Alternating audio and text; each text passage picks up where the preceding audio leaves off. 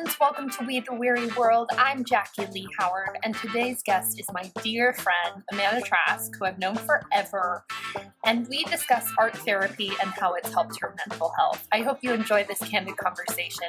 Please keep going. We need you.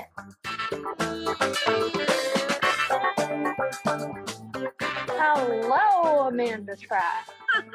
Hi. We really grew our friendship throughout our junior and senior year of high school.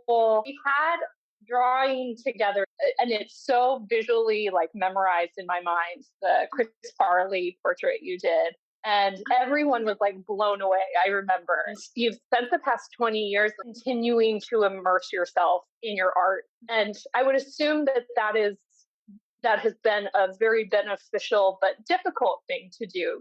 So I want to know, one, how art has helped you in your life, and also how you continue to inspire yourself. I wasn't able to do it as much as I would like to, but the times that I get to, I feel much better. And you always have that sense of wanting to be an artist, wanting to do that for your living. You want to be creative. But it's also brought me to a space because of where I've been in my life and the things I've experienced. As an instructor, I would take students that they would use art to help express themselves. And I would kind of do it like a therapeutic process with them. I'm the kind of person that likes to help people. So when you get to see that positivity come through in art, it makes me feel good that I can give back to someone, because the dream of I'm going to be a fine artist one day, being in a gallery museum, it feels now that I'm getting older, far and farther away. But what I'm able to create and bring to people, and even just other creatives, being able to show them and help them with their own craft, makes me feel good. And I'm glad I have that skill set, because I've worked really hard to have a foundation of knowledge and to have a wide range of skills in art, not just painting or drawing. So that's, for me, has been really beneficial to help with the art portion of it, and just to keep me clear-headed. So ingrained in me that I just can't imagine myself never not doing it again. You and I share similarities in the difficulties that we had as children. It seems like art was relief for you. You've learned how to use it as a tool to keep your mental health well. And that's amazing. Yeah. Yeah. There was a lot of isolation for myself. As an adult now, I understand why those things could happen. But as a child, it does kind of be detrimental to your mental health and where you're at. Art throughout the years has been very, very valuable for me for my mental health.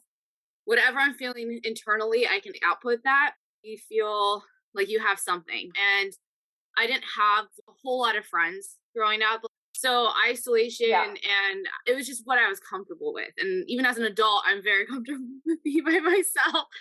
Art has been the way that I've been able to work through those difficult things. And a lot of things that were pretty traumatic in my life growing up and through adulthood, that you aren't able to really say or want to say or know how to say to people, but you feel like it's dragging you down. And so you need, kind of like journaling, right? You have to get it out somehow. So that's always been my way, was art. It was like my journaling form, if you're going to compare it to something. I can relate to in regards to writing. It has given me the ability to have a voice and voice things that I, for whatever reason, couldn't just say out loud. And so I want to know from you, when you're having these blocks, or when you're having a difficult time creating, how do you restart? How do you get started for someone who's new to this? There's definitely those mental block days. And there are those days where you're like, I want to create something. But even when you're trying to create, you're like, what is this? You forget how to do it almost. I'm a person that takes a lot of inspiration from other people. I love seeing what other people are creating. And I'm always like, oh, that's a cool idea. Maybe I can, add that into mine. Or I really like how they did that. I have so many artists that I follow or references I have. So kind of doing that and just trying to figure out where I'm going to go in my creative process. And I'm a figurative drawer or artist. So one great thing that I do just to kind of get used to even holding a pencil is you just making lines and creating this mess on your paper of scribbles, and then looking at it and just picking out different shapes or seeing patterns in it or seeing certain objects in there and then just kind of going over those lines. And it's just like a practice to kind of get yourself back in there. So even if it's really messy, being like, okay, I have this set idea, and then you just draw a bunch of sketches, and some of them are terrible. It looks like a toddler drew them. No joke. That really helps. So you're kind of just getting back into that feel of that creative mindset. And then sometimes you just have to walk away. Like sometimes you'll be sitting there for a half hour and you're getting frustrated, and you're like, okay, I just got to walk away, go do something else, or even go through, like, go and clean something, or just go in my studio and then come back to it. If I feel like drawing, but it's not working out, I might, like, get some clay and just make something. So it's like 3 dimensional. So I'm going from a 2 dimensional space to a 3 dimensional space in my art. That really helps too, to try to just get some more creative practices and like kind of help with that creative block. If I only have 10 minutes to try to do something, I have that 10 minutes. Even just doing cross hatching or shading, I do that too, where I'll just draw a circle and I'll just shade it, thinking about what I'm focusing on.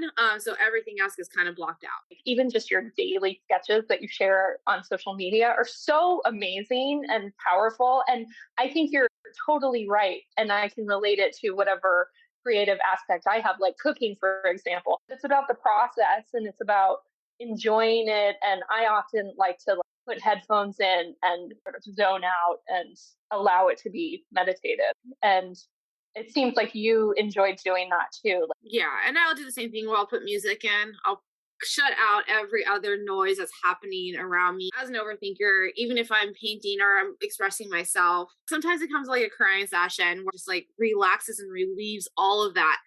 And then you become clearer about what's happening. Even having those bad days, it does teach you something, right? Like you still learn valuable lessons from the failures, and I'm air quoting failures of that process. It's like there is no perfection. There's gonna be those bad days, and we're still gonna have to work through them. Or I know what I did here, and I can adjust that for later projects. Yeah, you've really inspired me to understand this is a process. Even your toddler drawings, there's something to be said about it. Okay, friends, we're going to pause there, but please join us next week for a continuation. I want to thank Amanda Trask for this candid conversation and for all of you listening. Please be gentle with yourselves this week, do some art therapy, and keep going. Love ya!